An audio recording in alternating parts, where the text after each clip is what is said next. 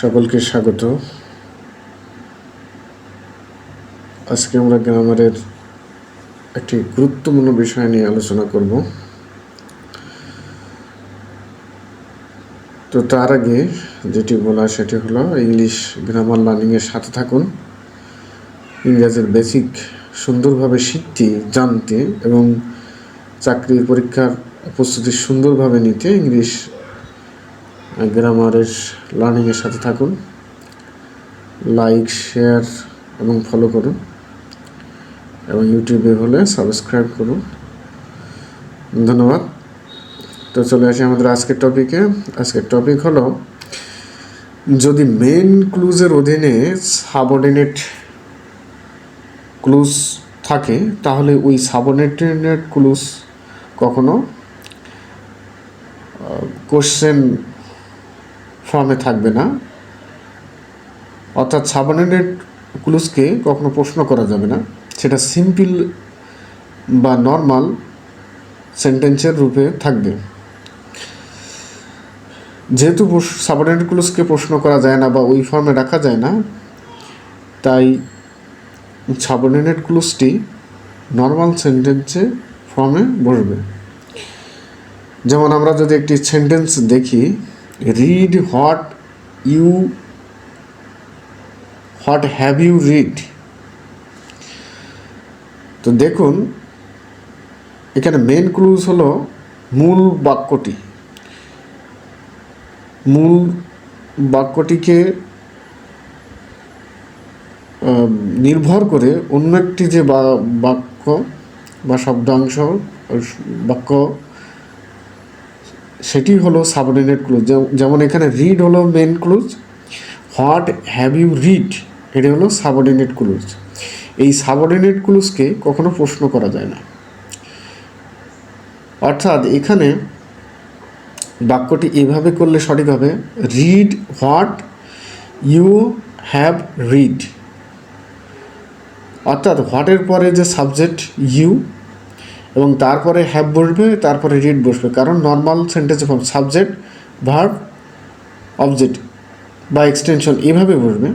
কারণ আমাদের মনে রাখতে হবে সাবঅর্ডিনেট ক্লুজকে কখনো প্রশ্ন করা যায় না। এই বিষয়টি পরীক্ষায় বারবার বিভিন্ন গুরুত্বপূর্ণ পরীক্ষায় আসে, কিন্তু আমরা এই সাধারণ নিয়মটি না জানার ফলে আমরা ভুল করি। তো মেন জিনিসটা হলো যে মেন ক্লুজের অধীনে সাবঅর্ডিনেট ক্লুজ যদি থাকে, সেই ক্লুজকে কখনো প্রশ্ন করা যাবে না। অর্থাৎ ওই সাবঅর্ডিনেট ক্লুজটি সবসময় তার অ্যাফার্মেটিভ ফর্ম অর্থাৎ সাবজেক্ট ভাবে অবজেক্ট এভাবে বলবে। তো আমরা একটি পরীক্ষার প্রশ্ন দেখি। Choose the correct sentence. 1 নম্বর অবশ্যই tell me what is your name. 2 নম্বর অপশানে tell me what your name is. C নম্বর অপশানে হলো tell me what is your name. D নম্বর অপশানে tell me what your name is. তো আমরা প্রথম অপশানটি দেখি কেন এটি সঠিক নাকি ভুল। তো টেল মি হলো main clause, subordinate clause what is your name. তো সাবঅর্ডিনেট ক্লুজকে নিয়ম অনুযায়ী কোশ্চেন করা যাবে না, অর্থাৎ হোয়াটের পরে ইউর নেম থাকার কথা, কিন্তু না থেকে ইজ আছে, অর্থাৎ এটা কোশ্চেন ফর্মে আছে, কোশ্চেন ফর্মে রাখা যাবে না। সুতরাং প্রথম সেন্টেন্সটি ভুল। বি নাম্বার অপশানে যেটা আছে সেটা হল tell me what your name is.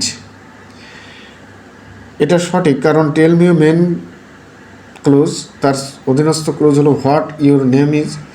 তো এখানে সাবঅর্ডিনেট ক্লুজকে প্রশ্ন ফর্মে রাখা হয়নি, এটা নর্মাল ফর্মে আছে, কারণ হোয়াটের পরে সাবজেক্ট ইউর নেমই আছে এবং তারপরেই ভার্ব আছে, অর্থাৎ নর্মাল ফর্ম, এবং এটি শেষে কোনো জিজ্ঞাসাবোধক চিহ্ন নেই। সুতরাং এটি সঠিক উত্তর। সি নাম্বারটাও যদি আমরা দেখি তাহলে tell me what is your name, এখানেও সাবঅর্ডিনেট ক্লুজকে কোশ্চেন ফর্মে রাখা হয়েছে, অর্থাৎ এটি ভুল। D number tell me what your name is, D number ফর্মটি সঠিক আছে সাবঅর্ডিনেট ক্লজে, কিন্তু শেষে জিজ্ঞাসাবোধক চিহ্ন থাকে, এটি ভুল। তো সকলকে ধন্যবাদ। ইংলিশ গ্রামার লার্নিংয়ের সাথে থাকবেন। ইংলিশের বেসিকটা আমরা শিখব, এবং যারা চাকরি পরীক্ষার প্রস্তুতি নিচ্ছেন তারা অবশ্যই পেজের সঙ্গে থাকুন। ইউটিউবে হলে চ্যানেলের সঙ্গে থাকুন।